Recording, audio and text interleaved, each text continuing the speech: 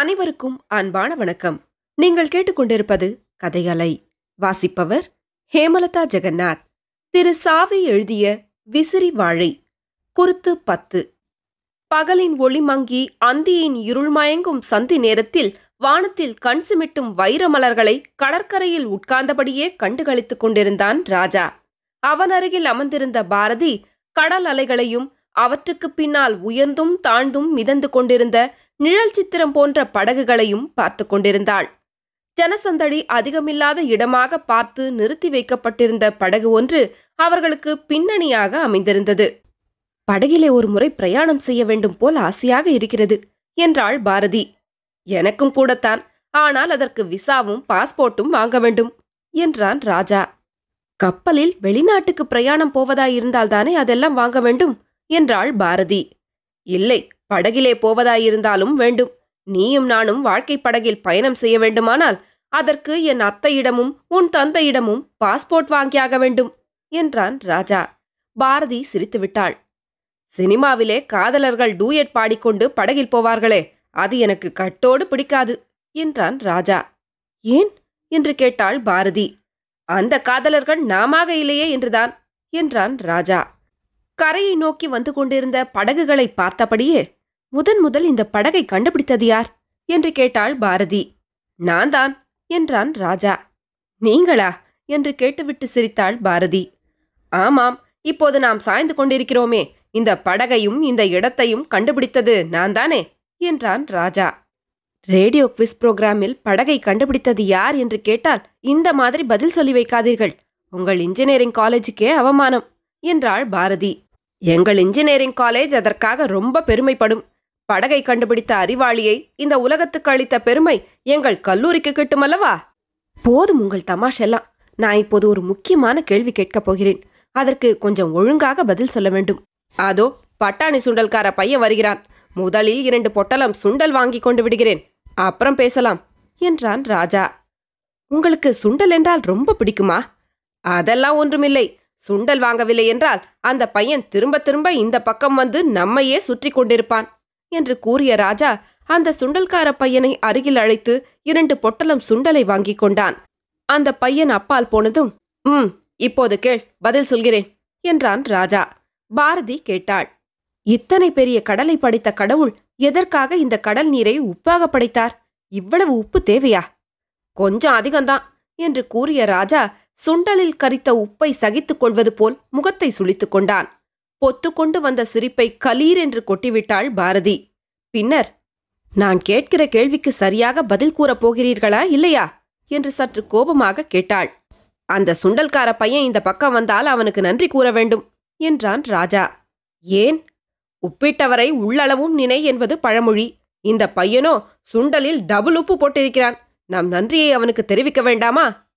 உங்களால் தமாஷாக பேசாமல் இருக்க முடியாது, என்னால் சிரிக்காமலும் இருக்க முடியாது. நீ சொல்ல நினைப்பதெல்லாம் நான் பேச வேண்டும், நான் பேசும் பேச்சுக்கெல்லாம் நீ சிரிக்க வேண்டும் என்று அப்போதே ஒரு சினிமா பாட்டை கொஞ்சம் மாற்றி பாடினான் ராஜா. ரொம்ப நன்றாக பாடுகிறீர்களே. இப்போது நாம் 2 பேரும் படகில் பயணம் செய்தால் ஒரு டூயட்டே பாடலாம். கடவுள் கடல் நீரை உப்பாக படைத்ததற்கு காரணம் சொல்லாவிட்டால் என்றாள் பாரதி. நான் உங்களுடன் 2 பேர் சேர்ந்தால் 2 தான், தனியாக இருந்தால் 1 என்று கூறிய ராஜா, நாமெல்லாம் ஆண்டவனிடம் நன்றியோடு இருக்க வேண்டும் என்றுதான் ஒருவேளை உணவு படைப்பவர்களை உப்பிட்டவர்கள் என்று கூறி அவர்களை உள்ளளவும் நினை என்கிறோம். கடவுள் இந்த உலகத்து மக்களுக்கெல்லாம் உணவை படைத்து வைத்திருக்கிறார். அந்த உணவுக்கு வேண்டிய உப்பையும் படைத்து வைத்திருக்கிறார். உலகத்தில் வாழும் உயிர்களுக்கெல்லாம் உப்பிட்டு வரும் அந்த கடவுள் கடல் நீரில் கலந்திருக்கும் உப்பைப் போலவே நம் கண்ணுக்கு புலனாகாத சூட்சும வடிவத்தில் இருந்து வருகிறார் என்றான். பாரதி ராஜாவையே வியப்புடன் பார்த்து கொண்டிருந்தாள்.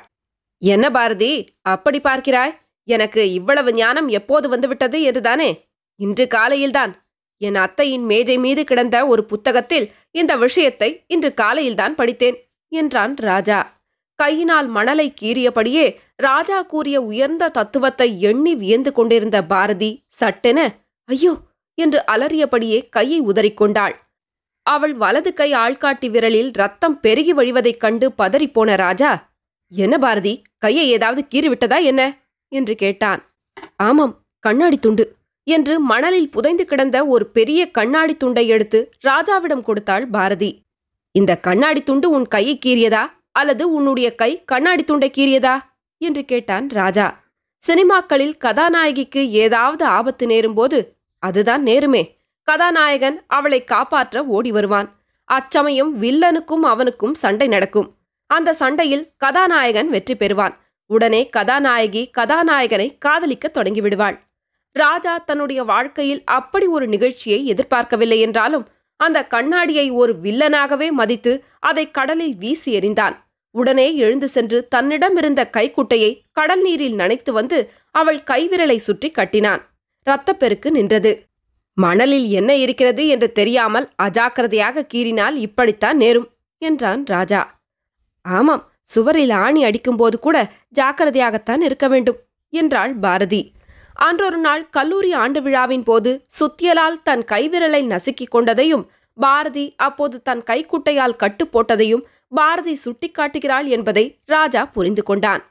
நீ ரொம்ப பொல்லாதவள் என்று பாரதியின் கன்னத்தை லேசாக கிள்ளினான் ராஜா. தன் கரங்களால் அவன் கைகளை தடுத்தபடியே ராஜாவையே கண்கொட்டாமல் உற்று பார்த்து கொண்டிருந்தாள் பாரதி. திடீரென ஏதோ நினைத்து கொண்டவள் போல், இப்போது நான் என் கைவிரலை கீறிக்கொண்டது பற்றி மகிழ்ச்சி அடைகிறேன் என்றாள். அவள் அப்படி கூறியபோது ராஜாவுக்கு பெருமை தாங்கவில்லை. பாரதி தன் மீது கொண்டுள்ள அன்பைத்தான் இப்படி மறைமுகமாக சொல்லுகிறாள் என்று எண்ணி மகிழ்ந்தான் அவன். அவன் அவ்வாறு மகிழ்ந்து கொண்டிருக்கும் போதே, என் மகிழ்ச்சிக்கு என்ன காரணம் தெரியுமா? இந்த கைக்குட்டைதான். இது என்னுடைய கைக்குட்டை.